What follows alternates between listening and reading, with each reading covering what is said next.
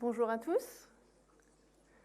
Ravie de pouvoir introduire cette journée de célébration autour de nos territoires engagés pour la nature en Île-de-France. Donc pour ceux que je ne connaîtrais pas encore ou qui ne me connaissent pas, je suis Claire Wex, chargée d'études au sein de l'Agence régionale de la biodiversité en Île-de-France, en charge de l'animation régionale du dispositif Territoire engagé pour la nature.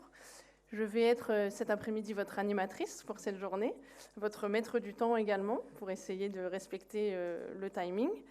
Et puis c'est déjà un beau rôle, voilà, ce sera suffisant. Je ne vais pas trop m'attarder, puisqu'on a déjà pris un petit peu de retard, et puis surtout remercier et saluer la présence de nos élus et représentants partenaires pour la remise de ces reconnaissances aujourd'hui, en la personne de M. Jan Verling, donc vice-président chargé de la transition écologique, du climat et de la biodiversité, de Mme Sophie Deschiens, notre présidente de l'Agence régionale de la biodiversité, présidente de l'Agence des espaces verts, conseillère régionale d'Île-de-France, déléguée spéciale à la région circulaire et amie des animaux, et Magali Charmet, notre directrice Île-de-France de l'Office français de la biodiversité. J'invite M. Jan Verling à prendre la parole.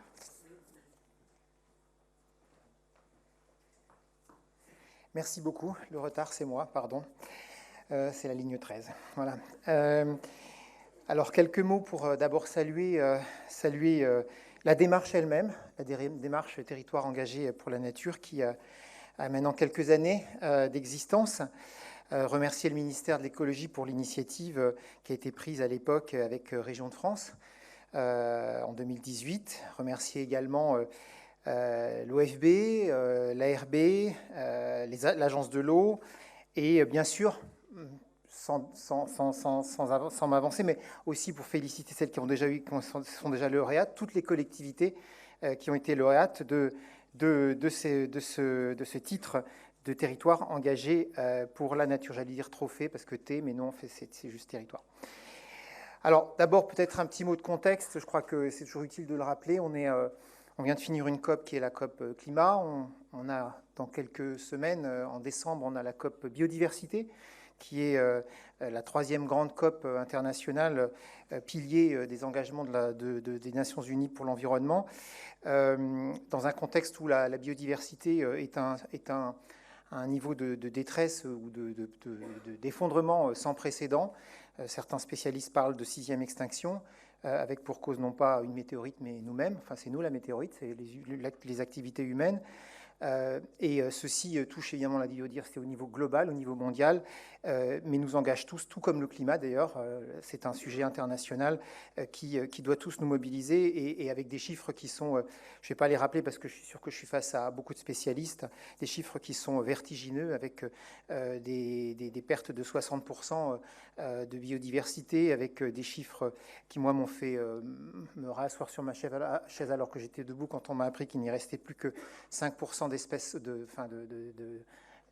que quand on compte la totalité des mammifères et des oiseaux sur Terre, il n'y a que 5% d'entre eux qui sont des animaux sauvages. Le reste, c'est les humains, les animaux domestiques et les animaux d'élevage. Donc c'est comme ça montre bien l'ampleur de la catastrophe dans laquelle nous sommes. Donc ce contexte général me paraissait important d'être rappelé pour cette séance aujourd'hui. Je veux dire aussi également, je l'ai dit, COP27 climat, COP biodiversité dans quelques temps, COP15 biodiversité, parce que les deux sujets sont liés. On les sépare trop, on les a trop séparés, il faut les réunir, parce que l'un et l'autre aujourd'hui sont très interdépendants, que les deux crises sont tout aussi graves. Alors voilà, on parle souvent que de climat, mais la question de la biodiversité est au moins aussi importante, sinon plus grave. Et en tout cas, les deux sont complètement liés, puisque le changement climatique accélère l'érosion de la biodiversité, et l'érosion de la biodiversité accélère le changement climatique. Alors, peut-être une petite différence comme entre biodiversité et climat, c'est que autant le travail d'atténuation des émissions de gaz à effet de serre est une question globale à laquelle nous devons contribuer, bien évidemment. Quand je dis nous, c'est la région Île-de-France et les collectivités franciliennes et tous les acteurs franciliens. Mais pour la biodiversité, on n'est plus sur des enjeux locaux. C'est localement que souvent les questions de biodiversité se jouent, avec des préservations d'espaces, d'habitats. Et ça, c'est vraiment quelque chose qui fait la différence. Donc c'est là où nous avons vraiment un rôle à jouer en matière d'action pour préserver la biodiversité. Alors, il y a deux aspects, à mon avis, à cette affaire-là. La première, c'est la conservation de l'existant. Et c'est là où on attend effectivement les territoires engagés pour la nature, tout comme la région Île-de-France, tout comme l'ensemble des acteurs locaux. C'est la conservation de l'existant. Et de ce point de vue-là, je regarde mes collègues régionaux s'ils sont là, et tous les autres d'ailleurs, parce que tout le monde est concerné. La révision du SDRIF, qui ajoute le petit E maintenant, le grand E, pardon, comme environnement, va être déterminant pour justement conserver encore plus qu'on ne l'a fait jusqu'à présent l'existant des espaces naturels en Île-de-France. C'est conserver l'existant. L'autre aspect, c'est regagner du terrain.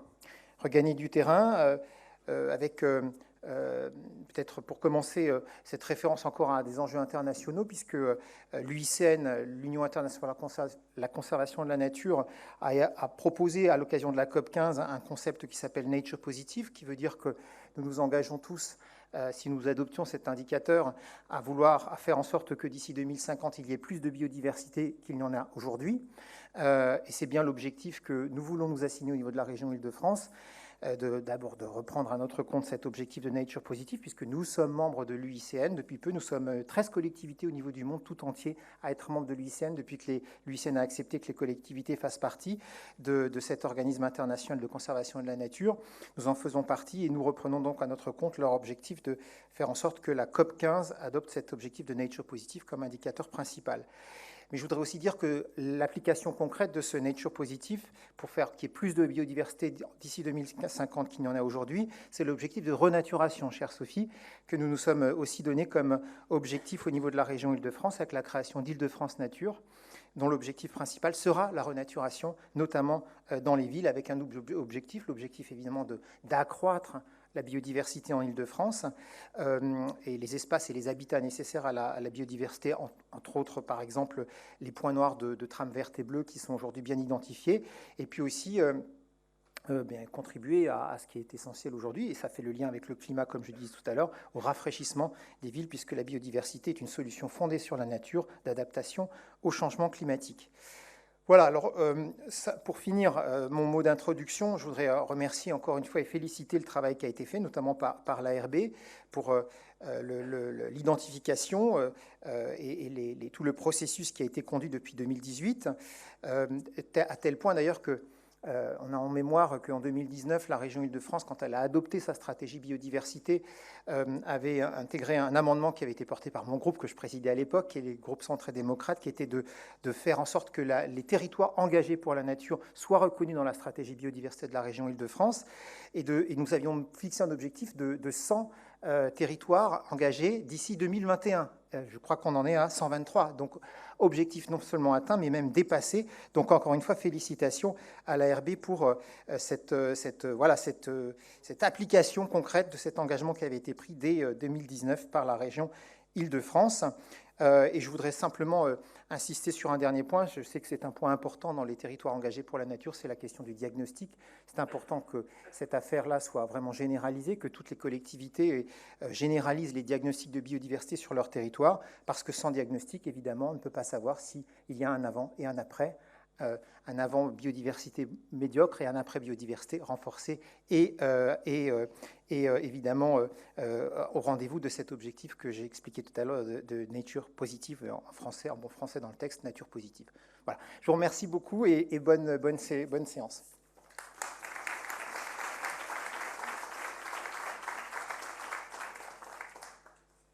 Merci beaucoup, Monsieur le Vice-président.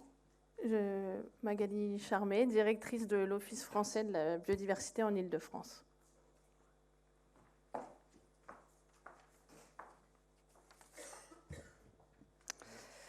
Mesdames, Messieurs les élus, Mesdames, Messieurs les techniciennes et les techniciens, Mesdames, Messieurs, donc territoire engagé pour la nature, ce qu'on appelle TEN communément, concrétise la notion de chef de file des régions en matière de biodiversité.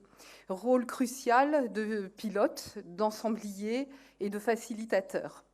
Et je remercie nos partenaires investis dans ce dispositif, en particulier Monsieur le Président Yann Derling pour l'engagement de la région Île-de-France et Madame la Présidente de l'ARB, Sophie Deschiens, qui anime le dispositif Île-de-France. Sans l'ARB, on vient de le dire, nous n'en serions pas là en termes de résultats. Et justement, les résultats de ce travail partenarial sont conséquents, alors que ce dispositif est finalement relativement récent. Et ces résultats, ils seront illustrés dans quelques instants par des chiffres très concrets. L'initiative Engagée pour la nature est née avec la stratégie nationale biodiversité. En 2018, l'ensemble des parties prenantes a co-construit un programme et dès 2019, 6 régions pilotes, dont l'Île-de-France, se sont engagées dans ce dispositif. Ça s'est traduit par la remise des reconnaissances TEN pour les 60 premiers engagés en juin 2019, et à l'époque avait eu déjà lieu une cérémonie TEN à Massy, aux Assises nationales de la biodiversité, donc en Île-de-France. Aujourd'hui, en 2022, lorsqu'un territoire, une commune ou un groupement de communes s'engage dans le dispositif territoire engagé pour la nature, finalement, quels bénéfices en tire-t-il ? Eh bien, il va d'abord bénéficier d'un travail collectif, associant les collectivités qui souhaitent s'engager, bien sûr, mais aussi la région, l'ARB, les services de l'État, l'Agence de l'eau, les acteurs de territoire et l'OFB, qui vont se mobiliser pour les accompagner dans l'élaboration de leurs dossiers, et puis des actions, y compris en attribuant des financements pour leur mise en œuvre. Ils vont également bénéficier de l'attribution d'une reconnaissance nationale valorisant un engagement volontaire et un plan d'action sur 3 ans. Ils vont pouvoir avoir accès à une communauté d'engagés, puisque, évidemment, les collectivités peuvent s'engager pour la nature, mais également les entreprises, les associations, à travers entreprises engagées pour la nature ou partenaires engagés pour la nature. C'est aussi pour eux l'accès à de nombreuses ressources, comme les guides ou les retours d'expérience. Enfin, l'accès à un accompagnement individualisé permettant une amélioration en continu de la protection et de la restauration de la biodiversité dans les territoires. Cet accompagnement concrétise le pari des territoires formulé conjointement par l'État et les régions et se révèle particulièrement précieux, notamment pour les collectivités de petite taille qui manquent parfois de ressources et de compétences en interne. Donc, le résultat de ce travail collaboratif, sans dévoiler tout ce que vous présentera Claire Wex dans quelques instants, ce sont 434 collectivités engagées en France, au niveau national, ce qui représente plus de 25 millions d'habitants, et effectivement, avec 123 engagés aujourd'hui en Île-de-France, dont nous sommes très fiers. Ce chiffre francilien reflète le dynamisme des collectivités en Île-de-France sur le sujet de la biodiversité, avec, on le voit, une forte volonté de s'engager et d'agir. Ainsi, l'éventail des actions mises en œuvre par les collectivités engagées pour la nature en Île-de-France est de plus en plus large et ambitieux. Les programmes d'action concernent la lutte contre les pollutions lumineuses, les solutions d'adaptation au changement climatique fondées sur la nature, ou encore la veille foncière dans une région où, vous le savez, la pression est très grande. Nous sommes maintenant dans une nouvelle étape. La campagne d'évaluation des premiers TEN au terme de 3 ans d'engagement va permettre de faire le bilan de ces actions et de préciser les besoins d'accompagnement des collectivités, qu'ils soient techniques ou financiers.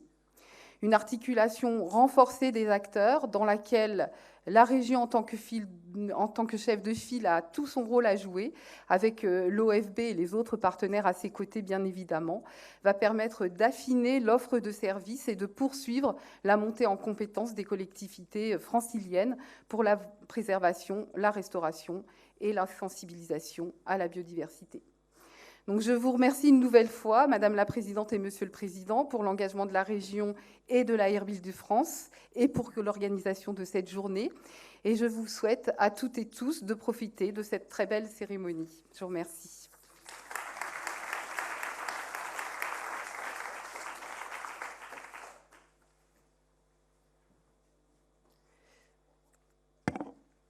Merci Magali. Du coup, je reprends la parole pour effectivement illustrer un petit peu le dispositif territoire engagé pour la nature en quelques chiffres. Il est un petit peu pour nous aujourd'hui l'heure du bilan pour un certain nombre de lauréats, donc les tout premiers, les lauréats 2019-2022. Et c'est pour nous l'occasion aujourd'hui de vous faire la présentation de ces chiffres, puisqu'aujourd'hui vous faites partie, comme l'a évoqué Magali Charmé, de cette communauté d'engagés pour la nature. Et vous allez demain contribuer à faire grimper ces chiffres que l'on va collectivement regarder et s'appliquer à faire progresser. Donc pour revenir sur les chiffres clés du dispositif territoire engagé pour la nature, dans un premier temps, pour vous aider aussi dans la poursuite de mon propos, à retenir territoire engagé pour la nature, ce sont 3 lettres, le T, le E et le N, pour TEN, c'est plus facile. Effectivement, 434 territoires TEN en France métropolitaine et Outre-mer. 2019, l'année de lancement en Île-de-France et partout en France métropolitaine. Oui, l'Île-de-France, encore une fois, était précurseur et la première région ayant lancé le dispositif. 3, pour la durée de la période de reconnaissance. Vous le savez tous désormais aujourd'hui, vous êtes engagés pour 2020, 2023, 2021, 2024, 2022, 2025. 3 années pendant lesquelles on va travailler ensemble, individuellement, collectivement, pour faire émerger, progresser vos projets de territoire en matière de biodiversité. Une seule et unique référence en matière de communication, la plateforme nationale de l'Office français de la biodiversité dédiée aux engagés pour la nature, dont vous avez le lien cliquable directement dans la diapositive, où je vous invite à aller consulter la présentation de votre territoire, puisque du coup, c'est sur la base de vos dossiers de candidature que cette plateforme est alimentée. Et comme le disait Magali juste précédemment, 1000, le nombre de territoires engagés pour la nature comme objectif cible pour le territoire national et pour le ministère. En Île-de-France, quels sont ces autres chiffres ? 5. D'abord pour remercier le nombre de partenaires du collectif régional autour de nous, Agence régionale de la biodiversité, à savoir le Conseil régional d'Île-de-France, l'Office français de la biodiversité, les services de l'État représentés par la DREEAT, ainsi que l'Agence de l'eau Seine-Normandie. C'est un collectif régional derrière l'Agence régionale de la biodiversité pour animer ce dispositif en région. 123, on l'a déjà dit, mais on peut le rappeler, le nombre de territoires engagés pour la nature en Île-de-France. Donc si on rapporte ça autour de l'effectif national, les 434, vous voyez qu'on est encore une fois en Île-de-France largement contributeur. Donc voilà, on s'en félicite.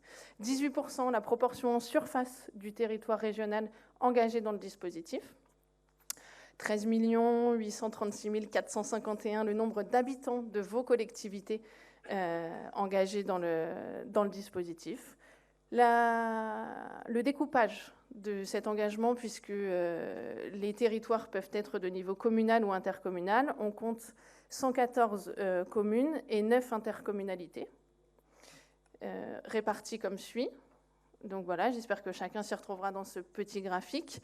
Donc finalement, on se rend compte qu'il y a tous les niveaux de territoires qui sont représentés, du village à la métropole, en passant par les établissements publics territoriaux, les grandes villes, les villes moyennes, les petites villes. Territoires engagés pour la nature et la biodiversité, ça concerne finalement tout le monde. Et on s'en réjouit.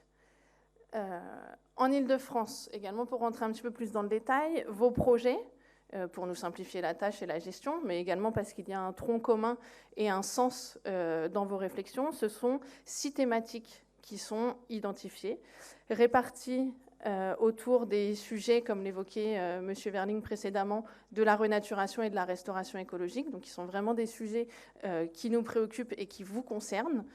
23 projets présentés autour des questions relatives à la végétalisation des espaces verts et de nature, les réflexions autour de l'adaptation au changement climatique dans les programmes de végétalisation et de fleurissement, principalement.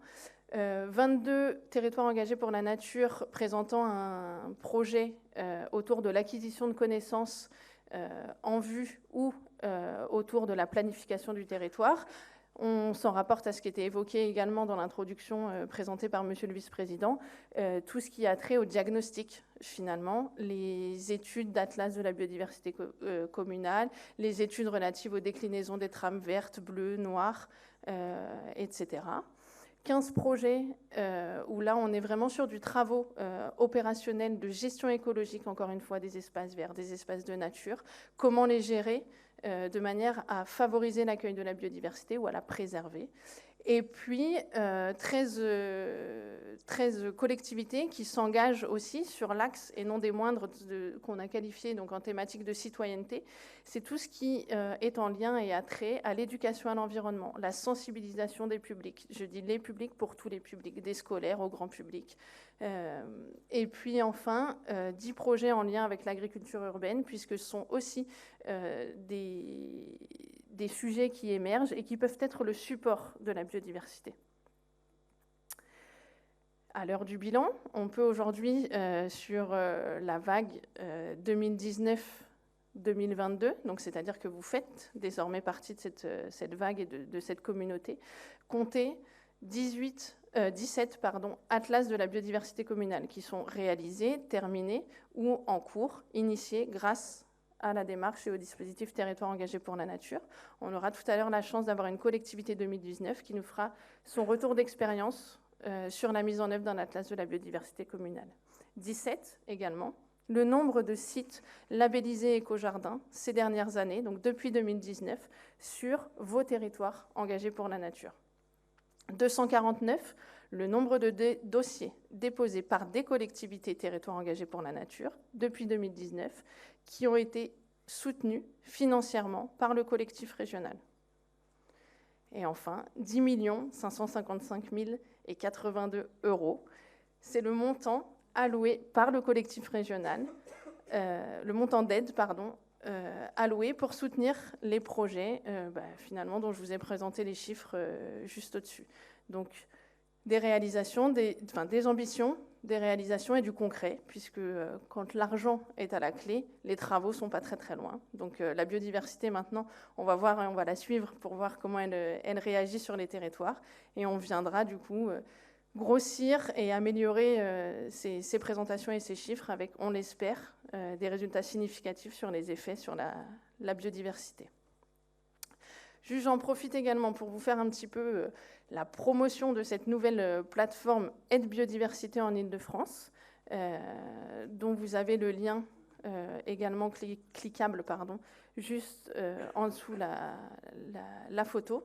Et un dernier chiffre, la date du 8 décembre, le 8-12, pour le jeudi 8 décembre, sur la pause déjeuner, l'organisation d'un webinaire vous présentant dans le détail cette plateforme, donc avec le lien d'inscription également, auquel je vous invite à participer.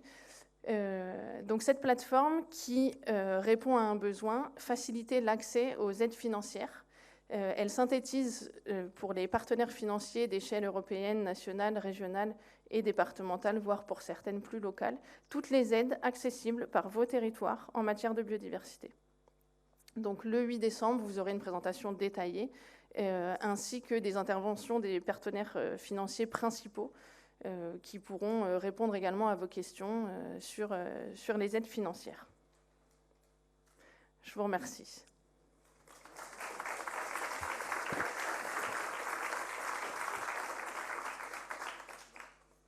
On avait prévu, si nécessaire, un petit temps pour des questions éventuelles. Mes collègues sont dans la salle avec des micros, si certains d'entre vous ont des questions particulières. Si ce n'est pas le cas, parce que c'était très très clair, on peut tout à fait poursuivre et peut-être rattraper le retard, retrouver le timing, comme vous le souhaitez. C'est très bien, j'en doute pas, c'était très clair. Du coup, j'invite Eminki, qui va du coup nous présenter le panorama de la biodiversité en Île-de-France. Bonjour.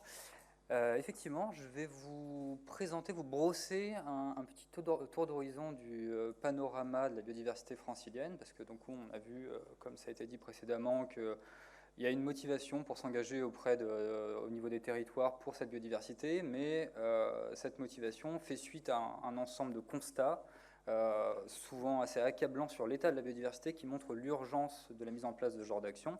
Et donc c'est ce que je vous propose en faisant un petit tour d'horizon de tous ces indicateurs qui sont à l'heure actuelle plutôt vers le rouge. Alors déjà, un petit récapitulatif sur ce qu'est la région Île-de-France. Donc c'est la plus petite région de France, qui est aussi la région la plus densément peuplée et qui a la particularité d'être située au carrefour d'influences climatiques. Et cette petite particularité géographique va engendrer que cette région a un potentiel en termes d'accueil de la biodiversité qui est très riche. Le fait d'avoir des influences continentales, sud-méditerranéennes, océaniques qui vont se rejoindre au sein d'une même région, ça va créer des microclimats qui vont faire que, par exemple, une forêt de Fontainebleau et une forêt de Rambouillet vont être très différentes et ne vont pas accueillir les mêmes espèces. Et donc, on a un potentiel en termes de biodiversité qui est très riche grâce à ça. Si on regarde un petit peu maintenant l'occupation du sol de la région, bon, on a 23% qui est d'ores et déjà urbanisé, imperméabilisé, 24% qui est donc plutôt forestier, 50% agricole, et après, les quelques pourcentages qui restent, ça va être des milieux naturels relictuels, à travers notamment les milieux ouverts, les prairies, les landes, qui vont avoir tendance à disparaître, et tout ce qui va être les milieux humides, les prairies humides, les cours d'eau, les étangs, les mares, qui eux aussi sont des milieux plutôt relictuels. Donc on a une pression de l'occupation du sol qui est assez forte en Île-de-France. Maintenant, si on s'intéresse du coup à la biodiversité qui peuple cette région, c'est toujours un petit peu difficile de savoir comment parler de la biodiversité, qu'est-ce que c'est que la biodiversité, et souvent l'approche qu'on a, c'est de faire une sorte de catalogue d'espèces, de dire on a 1459 espèces de plantes, 56 espèces de mammifères, mais c'est assez abstrait, et c'est vrai que quand on doit parler auprès du grand public, sensibiliser, c'est assez difficile de percevoir ce qu'on entend derrière ces chiffres-là. Surtout qu'après, si on se tourne vers des groupes qui sont un peu moins bien connus, comme par exemple chez les insectes, eh ben on se rend compte qu'en fait en Île-de-France, on a plusieurs milliers d'espèces de coléoptères dont on n'est même pas sûr de toutes les connaître. Et du coup, cet indicateur de nombre de chiffres peut perdre un petit peu du sens. L'idée, c'est du coup d'essayer de prendre ce nombre de biodiversité, ces valeurs assez abstraites, et d'en tirer des indicateurs qui soient compréhensibles et qui soient suivables dans le temps pour voir l'évolution de cette biodiversité. On a plusieurs indicateurs qui existent à l'heure actuelle, je vais en citer deux principaux. Le premier, ça va être celui des suivis nationaux. On a des programmes de suivi qui sont organisés à destination soit d'experts, soit du grand public à travers les sciences participatives, et qui vont par exemple s'intéresser au suivi des oiseaux communs, qui vont s'intéresser au suivi des plantes, au suivi des papillons. Et donc ces indicateurs vont être réalisés sur le temps long et vont nous permettre d'avoir une vision de l'évolution, de l'abondance des espèces, de la richesse des espèces, et après pouvoir traduire ça en termes de menaces. L'autre indicateur qui est matérialisé par ces encadrés rouges, c'est celui des listes rouges.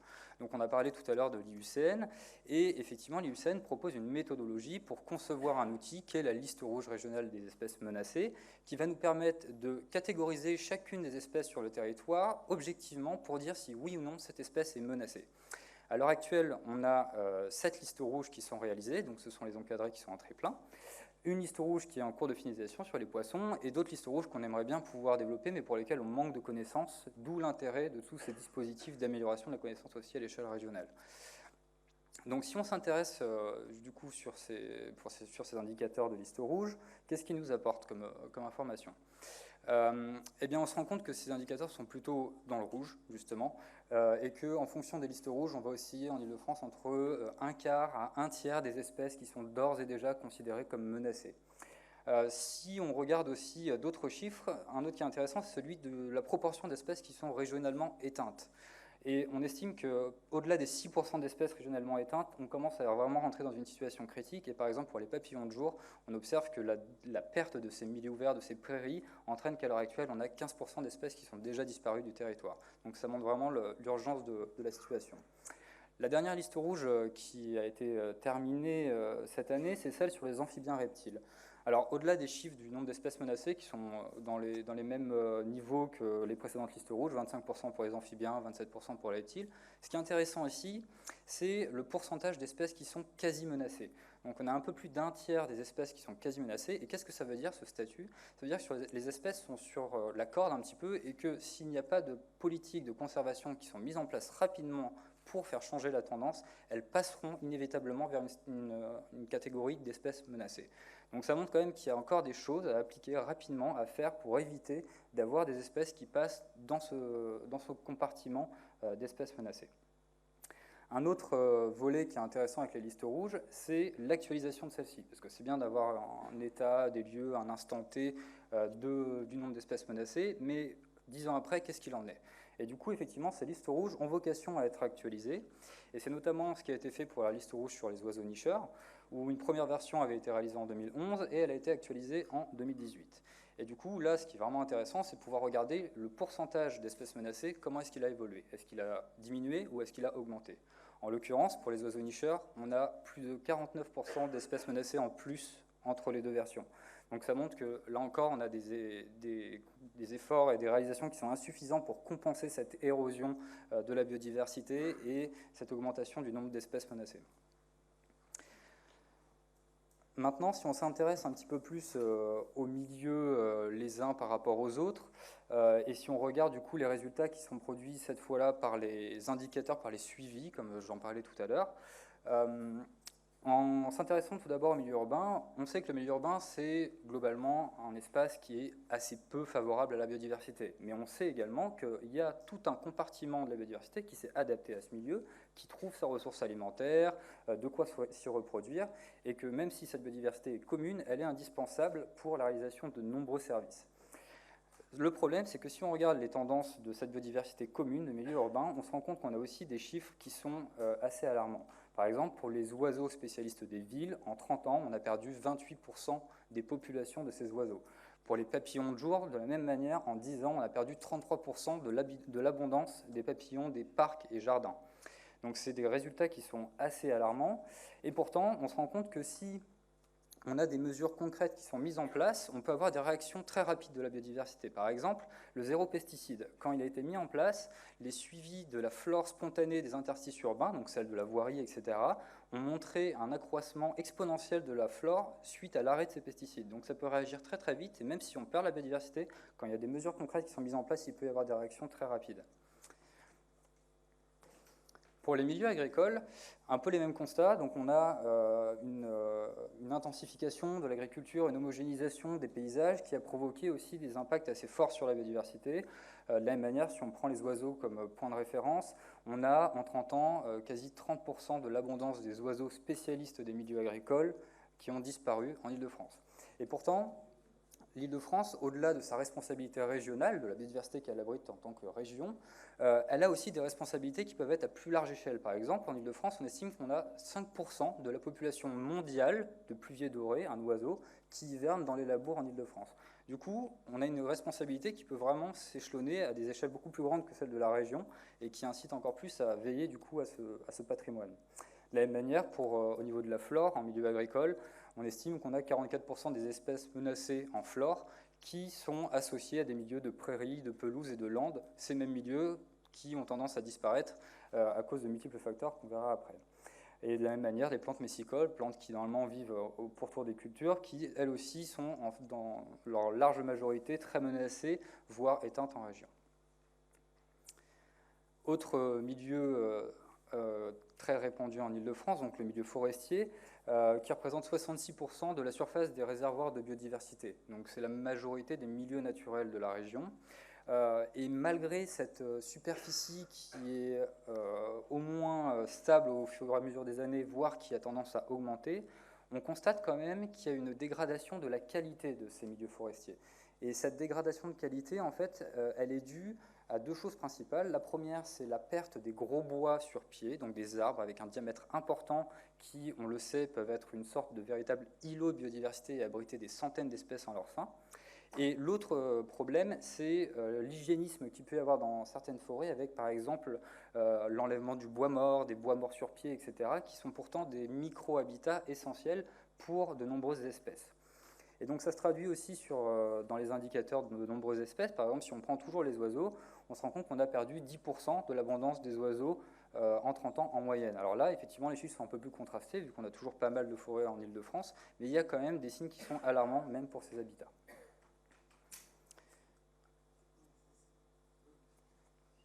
Non, je crois qu'il ne veut pas... Merci. Bah, il a fait tout. Dernier grand type d'habitat, les milieux aquatiques. Donc ça, c'est des milieux qui ont effectivement beaucoup souffert ce dernier siècle, avec tout ce qui va être le drainage, l'assèchement, la mise en culture des prairies humides, etc. Et pourtant, ce sont des milieux qui, rapportés à la surface, sont les plus riches en termes de biodiversité et les plus susceptibles d'accueillir de nombreuses espèces. D'ailleurs, si on regarde le nombre d'espèces d'oiseaux qui sont menacés, on se rend compte que plus de la moitié sont inféodés aux zones humides. Donc c'est un milieu qui a beaucoup souffert et aujourd'hui qui est devenu relictuel en Île-de-France. De la même manière, on a des responsabilités sur le territoire régional pour certaines espèces qui sont devenues quasiment anecdotiques, mais qui subsistent encore à travers quelques petits bastions de population, comme par exemple la mulette épaisse, donc c'est un bivalve qui vit en eau douce, qui est considéré en danger à l'échelle mondiale. Donc là, il y a une véritable responsabilité régionale dans la préservation de cette espèce, ou encore l'écrevisse à pattes blanches, qui est assez connue et qui elle aussi subsiste dans quelques petits rues disséminés dans le nord de la région. Et dernier exemple, sur les poissons par exemple, des espèces qui, migratrices, du coup, utilisaient historiquement la Seine pour remonter de l'amont à l'aval, du coup, ont vu leur couloir de migration aujourd'hui intercepté par la création d'ouvrages, de barrages, etc., qui empêchent ces migrations naturelles pour effectuer leur cycle de reproduction.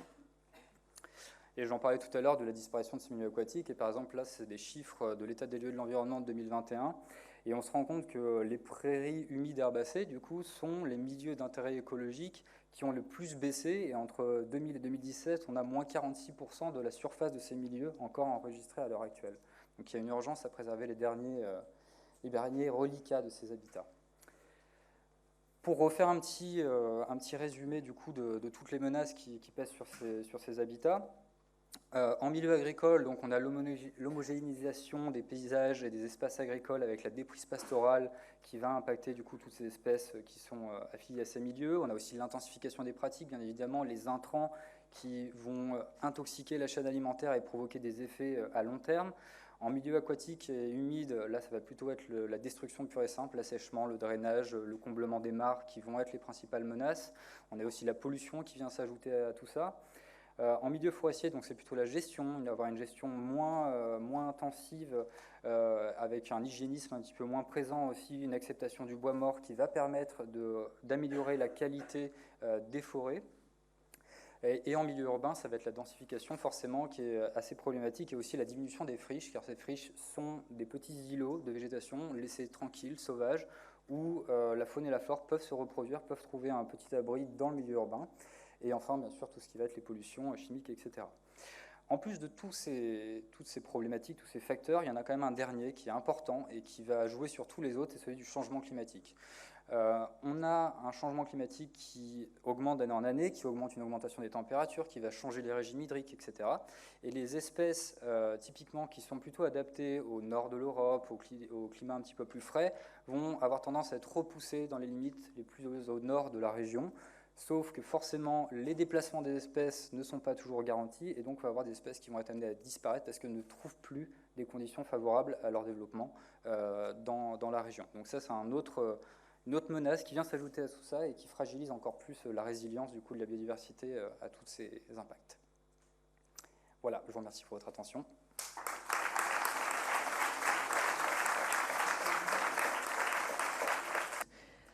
La suite, qui va être présentée par mon collègue Gilles Lecuir, chargé d'études au sein de l'Agence régionale pour la biodiversité, et qui va vous présenter l'articulation entre votre dispositif, le nôtre, Territoire engagé pour la nature, et le concours Capitale française de la biodiversité. Merci. Alors, Territoire engagé pour la nature, c'est votre projet pour l'avenir, c'est votre plan d'action de biodiversité, que vous donniez ou non ce nom. Mais vous avez déjà réalisé des choses, vous avez déjà des fiertés, des réussites, et c'est tout l'objet du concours national Capitale française de la biodiversité, c'est d'être d'une machine à récolter les bonnes pratiques, tout ce que vous avez réussi. Depuis 2010, nous avons récolté ensemble avec toute une série de partenaires nationaux et régionaux, plus de 500 actions exemplaires, toutes disponibles sur le site internet du concours, que je vous invite à aller consulter, ou alors que nous allons consulter quand nous cherchons des exemples pour vous donner des idées ou des contacts. Alors, pourquoi participer? Parce que c'est ce que je vais essayer de vous donner envie de faire. Eh bien, pour d'abord faire connaître vos propres actions exemplaires. Donc, il suffit de remplir au moins une fiche action dans un dossier qui peut en compter jusqu'à 3, pour pouvoir éventuellement, si elle est bien écrite, si elle est bien intéressante, être publiée dans le recueil, dans la base de données du concours, et le recueil national sur le thème de l'année. Mais vous pouvez aussi, puisqu'il s'agit d'un concours, il y a aussi des lauréats chaque année, par catégorie de taille de collectivité. Donc là encore, tout le monde peut être capitale française de la biodiversité, un village, une communauté de communes rurales, une communauté d'agglo ou même une métropole, une petite ville, une grande ville. Ce n'est pas du tout limité.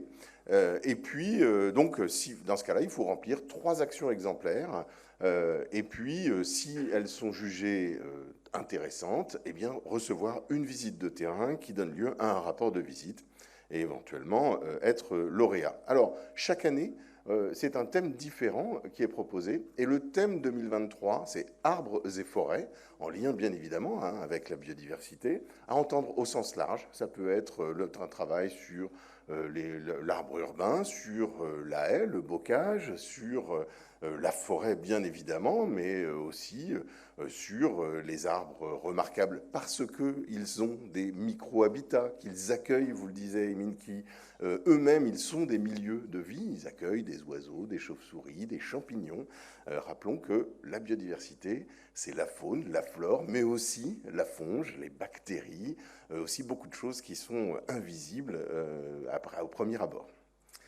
Et donc, pour participer, eh bien, vous avez une chance formidable, c'est que le prérequis pour être candidat à un titre ou à participer à ce concours, eh bien, c'est d'être engagé pour la nature. Donc, vous êtes déjà engagé pour la nature, vous n'avez plus qu'à remplir un dossier extrêmement simplifié où on vous demande seulement de décrire 3 actions que vous avez réalisées, une dans le grand thème des démarches de planification et d'aménagement du territoire, une sur la gestion et le suivi de la biodiversité locale, une sur la citoyenneté au sens de la manière dont vous engagez en tant que territoire vos parties prenantes. Donc ça peut être les scolaires, ça peut être le grand public, mais ça peut être vos associations, les entreprises de votre territoire, c'est à entendre au sens large. Ça se passe quand? Eh bien, jusqu'au 31 janvier 2023, vous avez encore un peu plus de 2 mois pour écrire vos fiches actions. Je suis à votre disposition pour répondre d'ici là à toutes vos questions.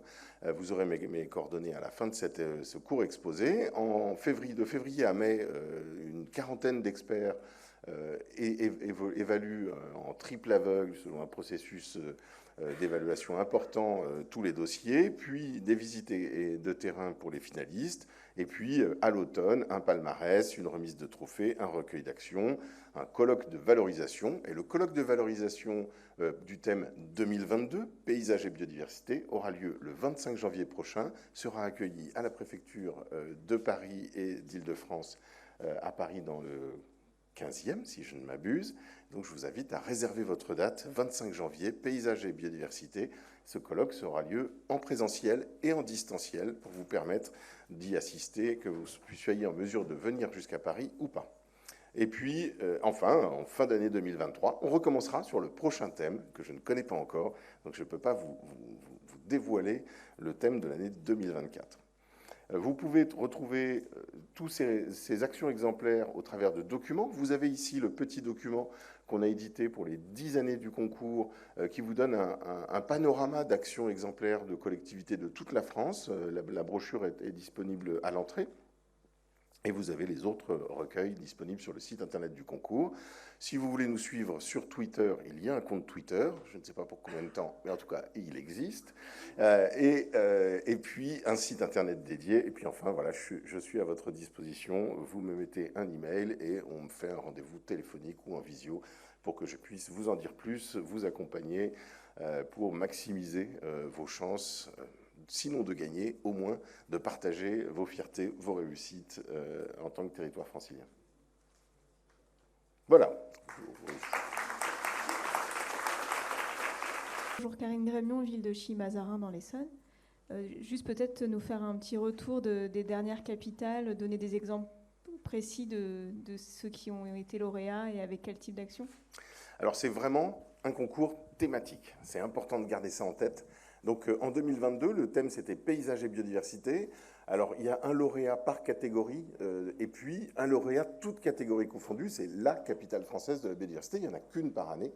Et la capitale française de la biodiversité 2022, c'est une communauté de communes rurales des Vosges, côté alsacien, la communauté de communes de la vallée de la Bruche, 20 000 habitants, et qui a mené un travail, un plan paysager intercommunal qui lui permet depuis 30 ans justement de reconquérir avec les agriculteurs, avec les parties prenantes, ces prairies, notamment cette mosaïque d'habitat rural qui était sujette à la déprise agricole, à l'arrêt notamment de la fauche des prairies pour l'élevage. Et donc c'est un travail de longue haleine pour reconquérir ces mosaïques agricoles, pour aussi, d'une certaine manière, lutter contre l'enraisinement, hein, la forêt qui avance. Quand il y a moins d'activité pastorale, eh bien forcément, c'est la forêt qui peut se développer, et une forêt de monoculture avec beaucoup de résineux. Donc tout ça, c'est un ensemble qui permet à la fois de répondre à des enjeux biodiversité très forts, parce que ces prairies sont essentielles pour certains types d'animaux ou de plantes, mais aussi pour retrouver une dynamique de production agricole locale, donc une activité économique, et puis une activité touristique. Donc là aussi, c'est un exemple qui montre que les politiques de biodiversité mises en œuvre par les territoires, c'est aussi des politiques de développement économique, d'attractivité, de lutte contre les risques. On a parlé solutions fondées sur la nature. C'était le thème 2021 sur lequel eau et biodiversité, c'est le thème eau et biodiversité qui était à l'honneur. Et là, on avait beaucoup de projets autour de la renaturation des rivières, non seulement pour que les poissons puissent remonter et se reproduire, mais aussi pour qu'on limite le risque d'inondation de nos villes comme de nos territoires ruraux, avec là une capitale française de la biodiversité vendéenne, la ville de La Roche-sur-Yon, qui a en quelques années, avec l'aide notable de l'Agence de l'eau, j'en profite pour rappeler que les financements existent, qui peuvent s'élever, aller jusqu'à 80% des travaux, à renaturer l'ensemble de sa rivière urbaine en effaçant les ouvrages qui empêchaient la remontée des poissons, mais aussi le trajet des sédiments dans une rivière, mais aussi en créant des zones d'expansion des crues, des frayères, enfin, toute une série d'actions que vous pourrez retrouver sur notre site internet. Voilà pour vous donner quelques exemples de 2 capitales françaises de la biodiversité. Je m'arrête là et je serai à votre disposition tout à l'heure si vous voulez me poser d'autres questions sur ce programme. On a fait une petite modification par rapport au programme initial. Je remercie Lucas Romanet de la collectivité de Montigny-les-Corbeilles d'assurer la présentation tout de suite et maintenant. Alors Lucas Romanet qui va donc nous faire part de son retour d'expérience en tant que collectivité engagée entre 2019 et 2022 sur le dispositif Territoire engagé pour la nature. Lucas, c'est à toi. Tu appuies ici pour avancer, ici pour reculer. Okay. Merci.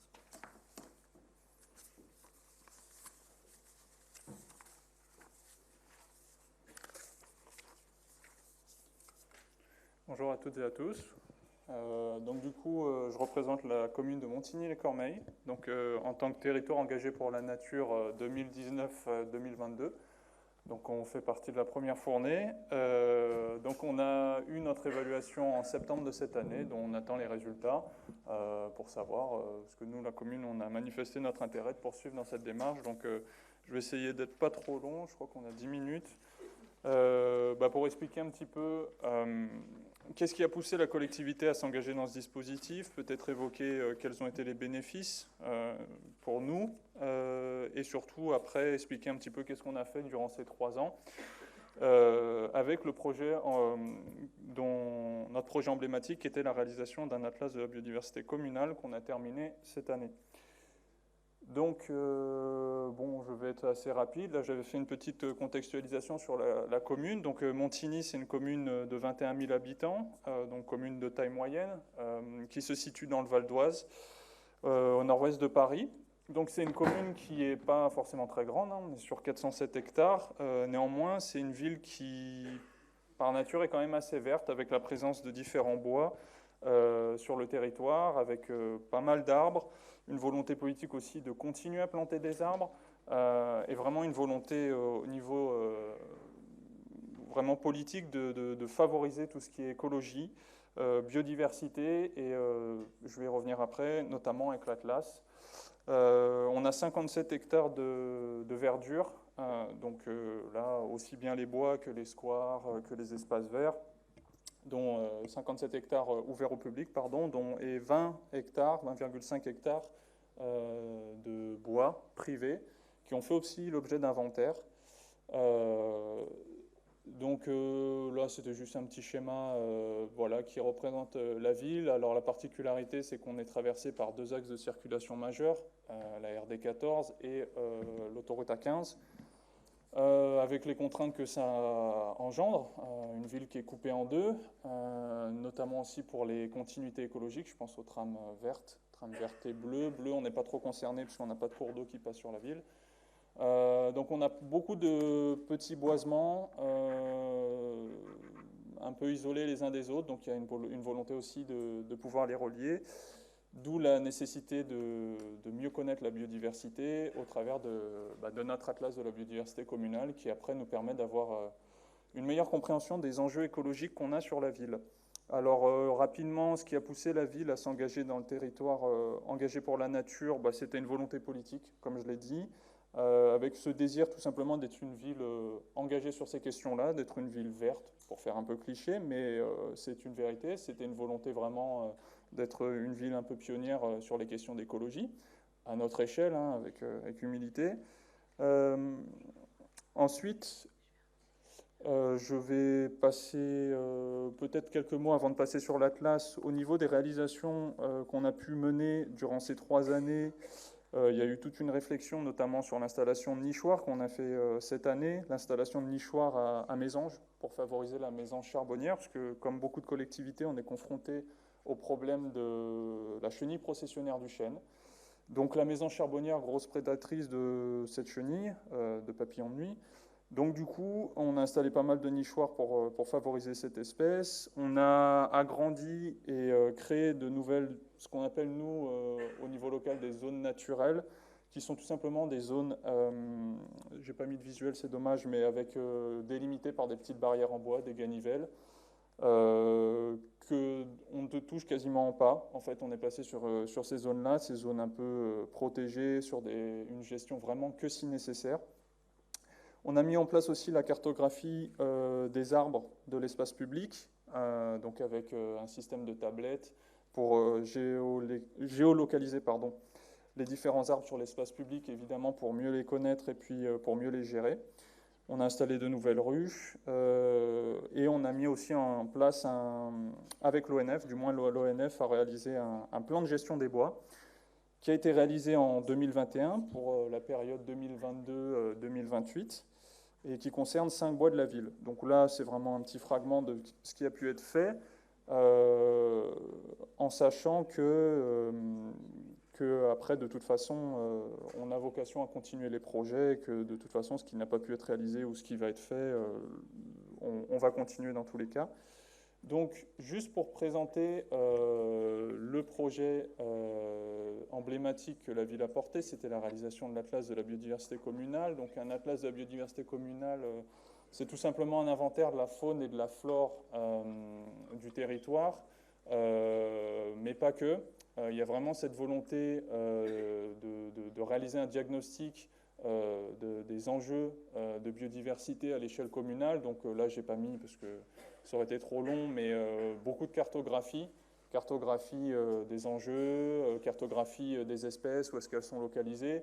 Le but de cet atlas de la biodiversité communale, c'est pas juste d'avoir un inventaire, mais vraiment d'avoir un outil d'aide à la décision pour nos élus. notamment pour les projets d'aménagement. Savoir concrètement sur tel bois, avant de, je sais pas, ou telle parcelle, avant de vouloir construire je ne sais quoi, eh ben, on peut se référer à notre atlas de la biodiversité communale et savoir qu'on a un enjeu de biodiversité fort qui fait que on peut revoir notre projet ou l'adapter en conséquence.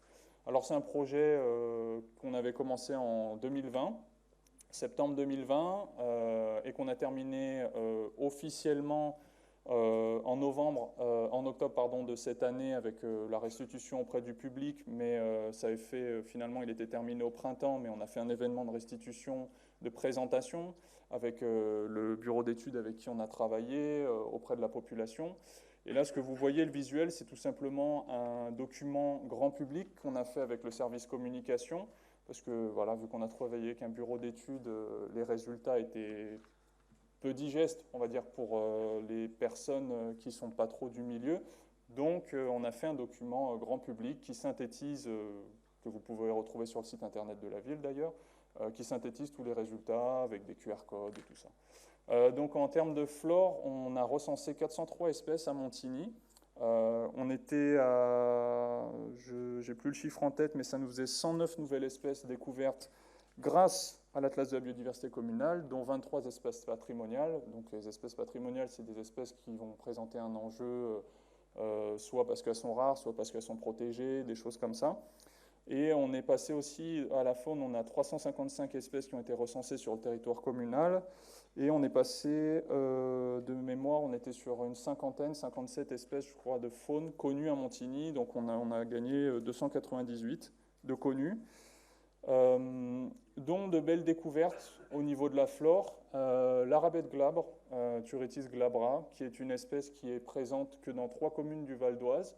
Donc on ignorait totalement la présence à Montigny, et qui est une espèce extrêmement rare en Île-de-France. Donc, parenthèse, l'Atlas de la biodiversité communale n'a pas de valeur réglementaire, donc ça ne contraint pas, mais par contre, évidemment, ça nous informe. Donc, à partir de là, nous, on a mis en place des mesures, à savoir des mesures de protection, tout simplement physiques, avec des barrières pour protéger les zones où est-ce qu'on retrouve cette espèce-là. Donc on voit tout l'intérêt en fait de la réalisation d'un atlas de la biodiversité communale, c'est de découvrir ce qu'on ne sait pas, ce qu'on a sur la commune, et en plus la zone où a été localisée cette espèce était près d'une zone de voie ferrée. Vraiment, j'aurais pas mis une pièce sur cette zone-là, et comme quoi. Donc voilà, en sachant que l'Atlas de la biodiversité communale, ce n'est pas que des inventaires aussi, c'est aussi des animations qu'on a mis en place avec la Ligue pour la protection des oiseaux à destination des scolaires et du grand public, donc dans cette volonté d'impliquer la population. Donc animation en classe, animation en extérieur, voilà.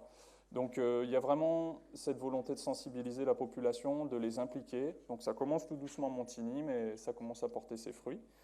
Donc là, juste une parenthèse, donc du coup, tout l'intérêt aussi de TEN, c'est que du coup, vu que c'était notre projet emblématique, on a pu faire aussi appel à l'ARB qui nous a aidés, notamment pour la mise en place de sciences participatives, pour toutes nos questions qu'on avait relatives à l'Atlas. Donc ils nous ont beaucoup aidés, ça nous a permis de mener à bien ce projet, donc j'en profite pour les remercier. Donc voilà, la suite, ce que je n'ai pas dit, c'est qu'on a réalisé l'Atlas de la biodiversité communale et un plan d'action pour la biodiversité. Donc on va agir là dans les années à venir, continuer dans la lancée en fonction des résultats de l'Atlas pour continuer à protéger la biodiversité. Donc voilà, j'ai été un peu rapide, mais c'est que bon, 10 minutes, c'est pas beaucoup. Donc merci de votre attention.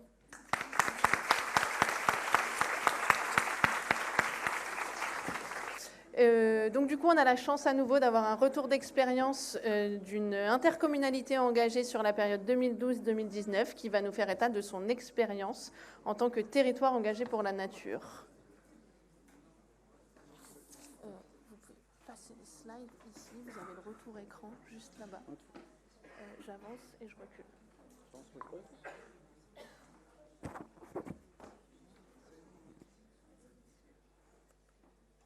C'est fantastique, ça fonctionne.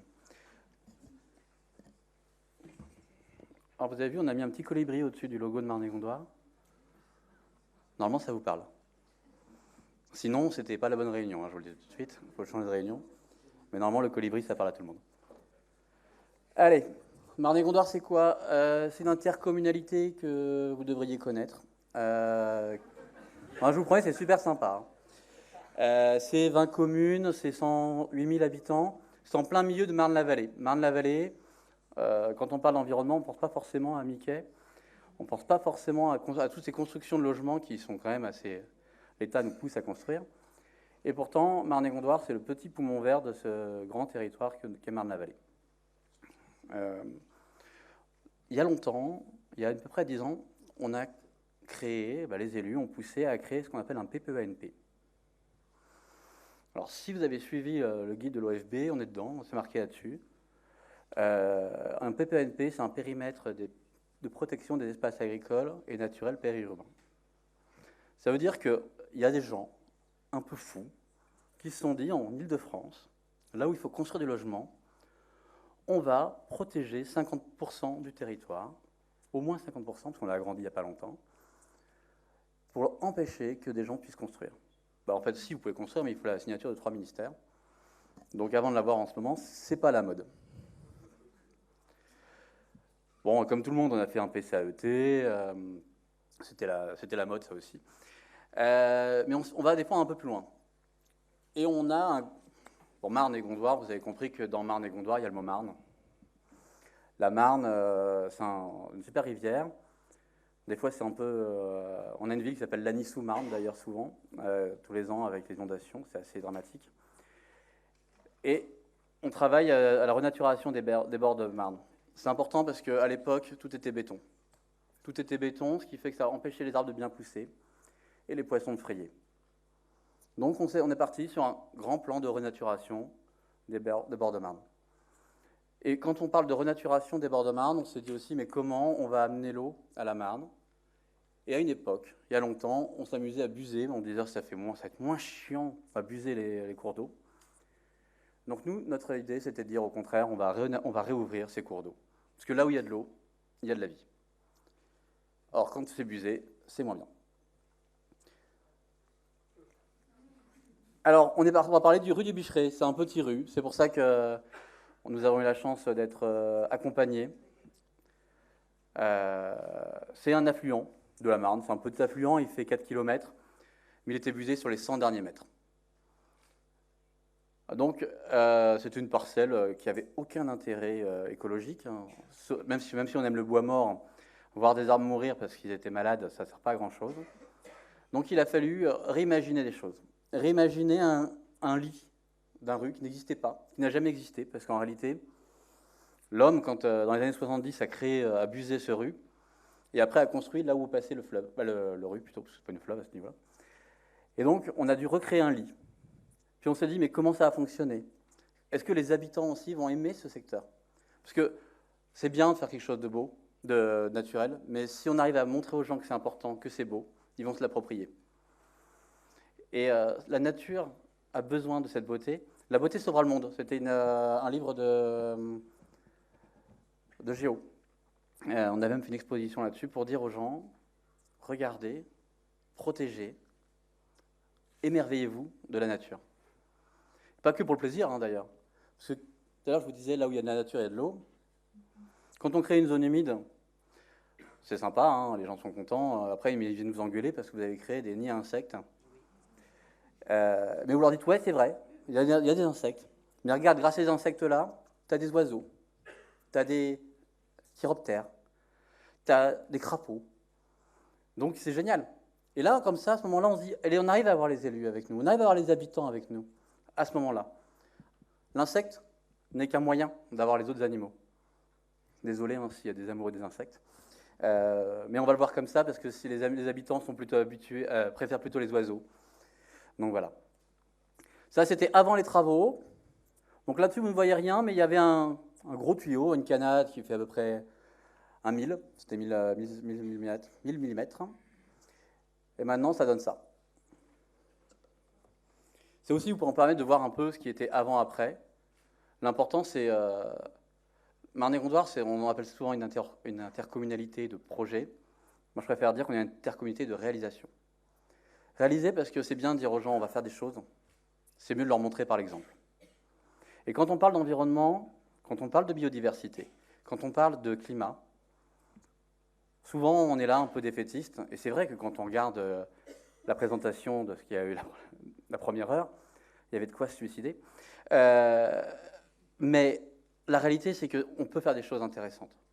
Ensemble, on peut y aller. Et c'est pour ça que le colibri, il est marrant, mais dans la fable du colibri, au final, le feu continue. Par contre, si tous ensemble, on vient nous donner les moyens d'emmener avec nous d'autres collectivités, et bien peut-être qu'on arrivera à faire quelque chose d'intéressant. Et ça, je sais que cette idée de communauté qui a été portée tout à l'heure, non mais il ne faut pas s'en aller quand je parle, hein, ça me fait... Je sais que c'est chiant, mais quand même. Mais plus sérieusement, c'est super important. Et d'ailleurs, vous voyez, le TEN nous a quand même permis d'avoir un beau soutien financier. Un soutien financier qui était important. D'ailleurs, si vous voulez encore subventionner, messieurs, mesdames les subventionneurs, en est partant, on a d'autres projets, réellement. Ce qui est important, c'était ces subventions, c'était cet accompagnement, cette collectivité, travailler ensemble. C'est important. Parce qu'on a d'autres projets. Donc on va continuer la renaturation. On parle de tram noir tout à l'heure.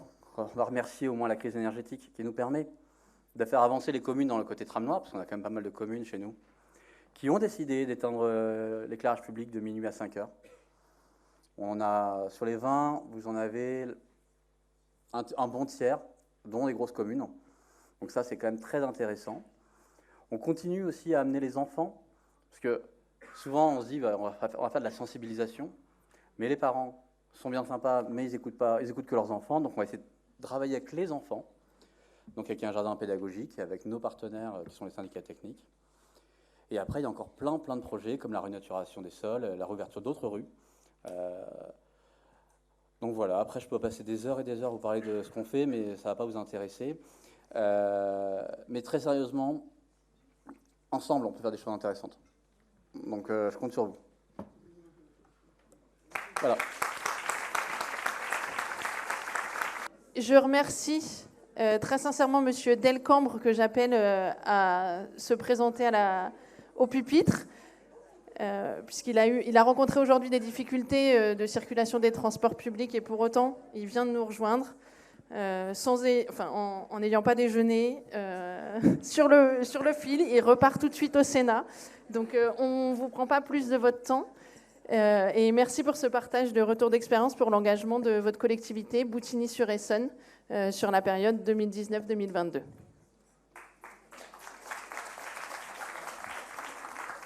Merci beaucoup Claire. Mesdames et messieurs les élus, monsieur le vice-président du conseil régional, je l'ai perdu, je ne sais pas s'il est reparti. Il revient dans un instant. C'est dommage parce que je voulais lui dire que ça serait bien qu'on ait des transports fonctionnels en Île-de-France, mais je lui dirai un petit peu plus tard.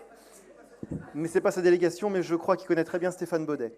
Je tiens à saluer les collègues du 91 que j'ai croisés. J'ai vu Villabé, j'ai vu Saint-Sulpice de Favière et j'ai vu Michel, avec qui j'ai beaucoup de plaisir à travailler au CIARS, le syndicat de gestion de la rivière de l'Essonne et d'un bout de la Seine.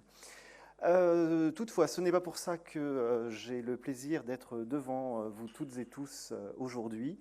Je remercie l'ARB de nous avoir sollicité à Boutigny-sur-Essonne pour revenir sur une entreprise de déminéralisation que nous avons conduite dans une petite commune rurale de 3000 habitants, dans le parc naturel régional du Gâtinais français, et qui est également labellisé 3 fleurs aux villes et villages fleuris d'Île-de-France.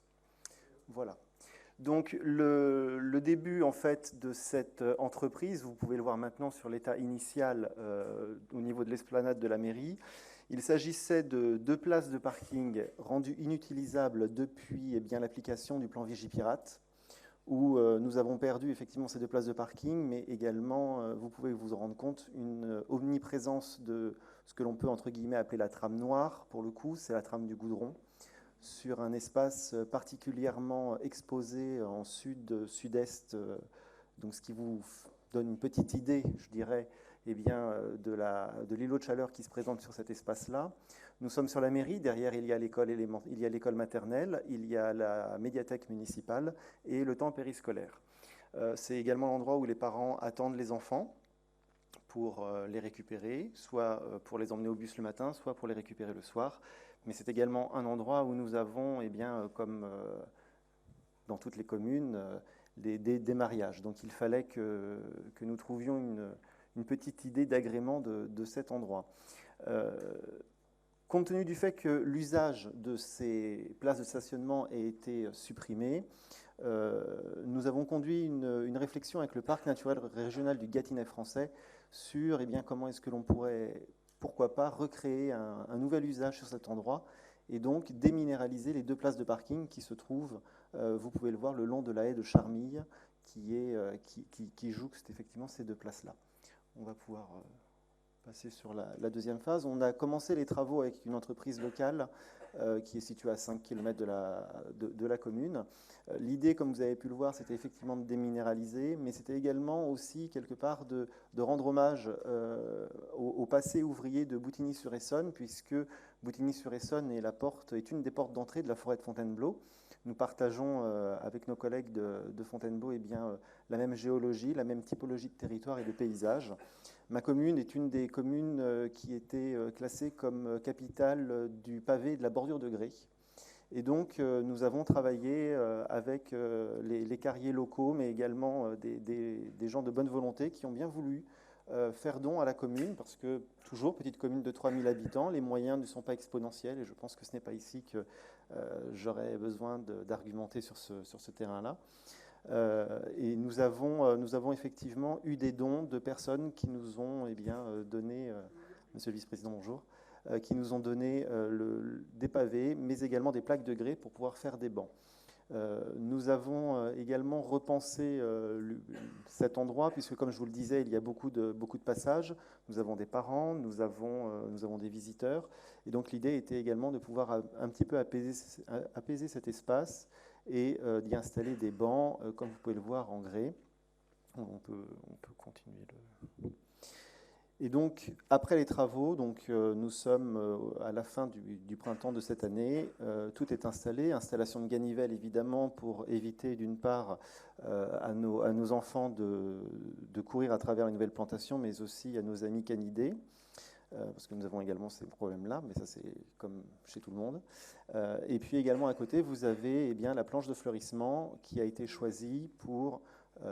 planter ces espaces-là. Nous avons travaillé avec des espèces indigènes, des espèces qui sont également des plantes pérennes, puisque l'idée n'était pas de remplacer les plantations au fur et à mesure qu'elles étaient là.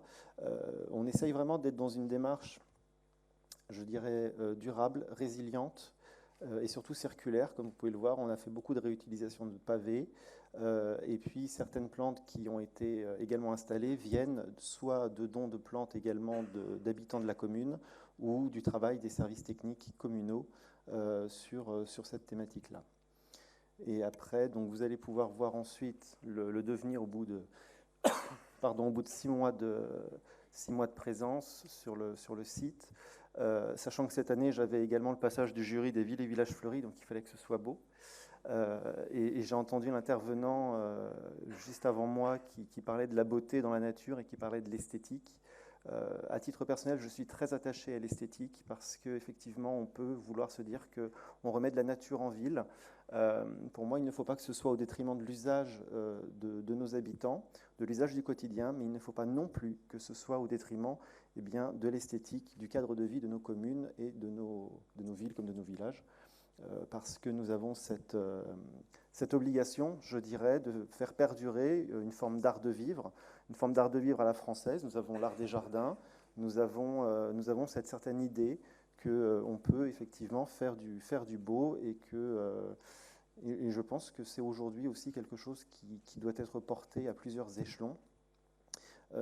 Sur le principe du portage politique, nous avons eu un appui du parc du Gâtinais qui nous a permis de financer ces travaux. Alors c'est l'avantage d'être dans un parc, me direz-vous. Il y a toutefois au niveau de la région plusieurs appels à projets et plusieurs subventions qui sont vraiment des subventions qui peuvent aider. C'est ce que je conseille aux collègues qui viennent visiter ma commune, qui me disent « mais nous, on n'a pas les moyens » ou « nous n'avons pas un parc naturel ». Il y a plusieurs appels à projets. Il y a 1001 îlots de fraîcheur, je crois, en subvention. Vous avez également les entrées de ville qui peuvent être subventionnées par le Conseil régional d'Île-de-France. Donc vraiment, ce sont des choses sur lesquelles je vous invite à porter votre attention et l'attention de vos services, parce qu'effectivement, on n'a pas tous des moyens exponentiels, mais avec parfois 3 fois rien, on peut faire de grandes choses. Je vous laisse regarder la petite fin du diaporama. L'idée, encore une fois, étant que nous puissions partager le plus que nous pouvons ces petites choses-là. On va avoir une deuxième phase maintenant pour plus sur le devant de la mairie. Mais la première phase a beaucoup été appréciée dans ma commune. Nous avons d'excellents retours et je ne peux que vous encourager à quelque part voir aussi ce que l'on appelle le tiers paysage, parce que typiquement c'est ce que l'on est, c'était 2 délaissés de voirie, et de voir comment dans nos délaissés de voirie, dans notre tiers paysage, on peut améliorer aussi la fonctionnalité de nos communes, de pouvoir lutter efficacement contre les îlots de chaleur tout en offrant à notre population de nouveaux usages, des assises, permettre la contemplation, permettre le calme, et puis dans une esthétique de qualité qui soit respectueuse à la fois de l'environnement, mais aussi et surtout respectueuse de l'histoire et du passé de nos collectivités. Je suis maintenant à votre disposition si vous souhaitez me poser quelques questions.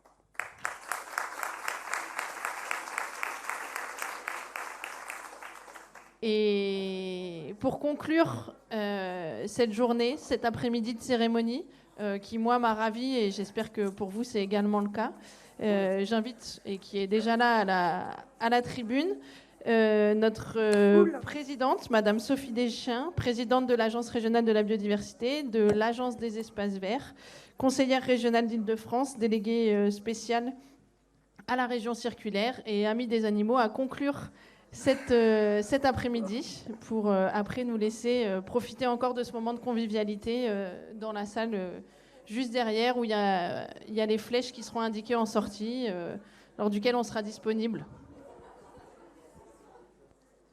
Merci beaucoup Claire, merci pour votre animation, merci à tous pour votre participation plus que active.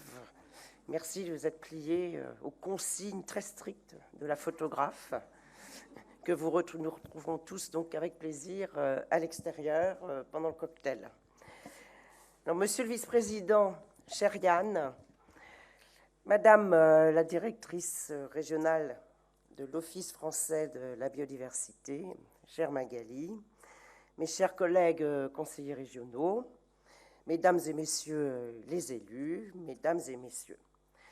Alors, ainsi que Claire vient de vous le dire, il me revient l'honneur de clore ce très riche après-midi passé ensemble.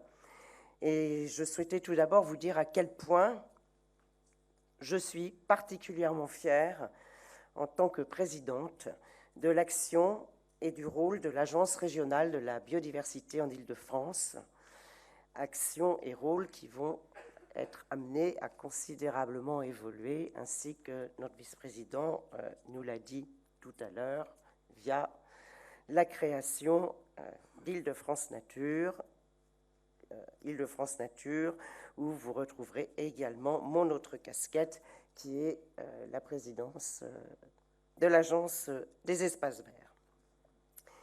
Alors l'ARB, vous le savez, c'est une équipe expérimentée de naturalistes, d'écologues, de spécialistes de la nature, mais aussi d'experts des politiques publiques, qui nous permet de disposer collectivement d'une connaissance très fine de la biodiversité régionale et des menaces qui pèsent sur elle, grâce à une communauté naturaliste et scientifique qu'ils accompagnent et dont ils participent à l'animation, la formation, la production éditoriale et tout ce qui vous a été présenté.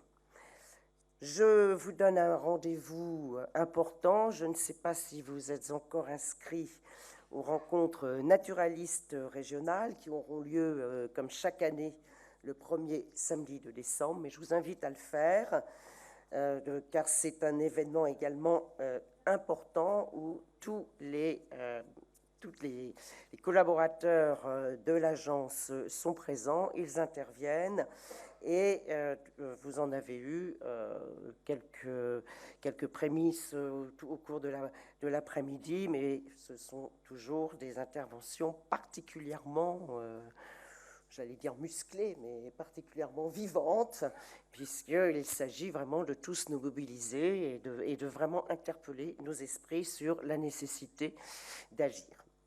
Alors, en termes de formation, les écoles naturalistes régionales sont ouvertes aux agents des collectivités qui souhaitent approfondir ou développer des compétences en botanique, ornithologie, herpétologie, entomologie. Et je vous le rappelle, ces écoles régionales sont uniques en France. Donc, le contenu pédagogique est établi avec nos partenaires associatifs ou institutionnels. Mais vous noterez bien que le milieu associatif est extrêmement présent. Je vous le rappelle, ces écoles régionales sont gratuites et elles sont bien évidemment ouvertes aux bénévoles ou associés, donc des associations naturalistes de vos territoires. N'hésitez pas à leur faire savoir. Et bien évidemment aux agents de vos collectivités. Là aussi, n'hésitez pas à leur faire passer le message. Alors l'ARB, ça a été dit tout à l'heure, est une équipe qui coordonne également l'édition des listes rouges régionales, donc un certain nombre que vous connaissez, celles sur les criquets, les sauterelles et les grillons qui a été publié cette année, pardon. Ces listes rouges sont des outils de diffusion de la connaissance, mais aussi d'aide à la hiérarchisation et à la décision, hiérarchisation des enjeux en définissant de manière solide et collective quelles sont les espèces menacées et pourquoi elles sont menacées, et cela contribue ainsi à mieux les protéger. Alors bien évidemment, cette expertise, nous la mettons au service des territoires pour vous accompagner dans votre action et puis aussi pour vous aider à adopter les bons gestes dans la gestion des espaces verts, par exemple, gestion différenciée, par exemple, dont je suis la première témoin. Il est parfois bien compliqué, je le sais, de le faire passer auprès. Je vois quelques têtes qui... Voilà. C'est effectivement bien compliqué de faire accepter cela auprès de nos administrés, d'où justement tout votre engagement au sein de territoires engagés, enfin en qualité, pardon, territoire engagé pour la nature, et où justement l'ARB est là pour vous accompagner, vous aider à faire le nécessaire pour faire passer ces messages et la nécessité impérieuse de pédagogie à avoir auprès de nos administrés pour qu'ils s'imprègnent de cette gestion différenciée nécessaire à mettre en œuvre. Alors, la reconnaissance territoire engagé pour la nature que nous célébrons aujourd'hui, donc vous avez, alors oui, je veux dire, il n'y a pas les logos, mais vous les aviez eus en début de cérémonie, ils sont là. De cérémonie, donc ça repose, vous l'avez bien compris, sur un collectif régional, au cœur duquel figure la région, l'Office français pour la biodiversité, l'Agence de l'eau, les services de l'État et bien sûr l'Institut Paris Région avec l'Agence régionale pour la biodiversité, mais pas que, je serais tentée de dire, parce qu'il y a d'autres départements de l'IPR qui sont à nos côtés pour certaines de nos actions. Et puis il y a également les conseils départementaux, bien sûr, et les parcs naturels régionaux, et que personne ne se vexe, la liste, voilà, c'est une liste non exhaustive. Tout ce collectif régional, dont la région est le chef de file, clairement, sans vous, les communes, sans vous, les intercommunalités, nous ne pourrions absolument rien accomplir. avec et sans l'aide, bien sûr, de vos partenaires publics, vos sociétés d'équipement ou d'aménagement, par exemple, ou vos partenaires privés locaux. Mais sans vous, nous ne pourrions rien faire. Et je suis très heureuse de rappeler cela, parce qu'il est vrai que une collectivité locale, quelle qu'elle soit, si elle n'est pas accompagnée, si elle n'est pas soutenue, et si elle ne peut pas échanger, ne peut parvenir à des résultats. Et ce n'est pas parce que la région souhaite accentuer, oui, on peut le dire comme ça, accentuer, aller encore plus loin dans les projets, notamment de renaturation, que si on peut le décréter, mais si nous n'avons pas sur le terrain vos relais pour y travailler ensemble, nous ne pourrions y parvenir. Donc, soyez-en grandement remerciés. Les exemples qui nous ont été offerts cet après-midi, alors je leur mets dans le bon ordre, avec du déroulé initial, j'entends, avec la commune de Boutigny-sur-Essonne, la communauté d'agglomération de Marne-et-Gondoire, ou encore la commune de Montigny-les-Cormeilles, sont la parfaite illustration de ce que je viens de vous dire. Et il en est de même, bien évidemment, pour tous les autres lauréats qui s'engagent pour porter à nos côtés tous ces projets en matière de stratégie et de planification du territoire, d'agriculture urbaine, de renaturation et de restauration écologique, de végétalisation, de gestion écologique des espaces verts et bien sûr de participation citoyenne. Cela vous a été dit tout à l'heure par notre vice-président. Farida, tu vas casser le matériel, là? Non? Bon, nous accueillons Farida Adlani, vice-présidente à la santé, donc également concernée par la renaturation de nos villes, mais également adjointe au maire de Villepinte. En charge des espaces verts, de l'environnement. Je pense que c'est en cette... Tu viens récupérer ton prix? Non, parce que je... En plus, non, l'année prochaine, voilà. Non, c'était un petit message. Je compte sur toi pour que... Enfin, avec Yann, nous comptons sur toi pour que ta commune s'engage. Voilà. Mais je sais déjà... Enfin, bon, voilà, ça, sont les joies du direct. Je sais déjà, et je t'en félicite, que vous avez été lauréat 3 fleurs cette année, dans le cadre du concours national des villes... alors, c'est pas national, pardon, régional des villages fleuris. Alors, vous tous, territoires engagés pour la nature, revenons au cœur du sujet.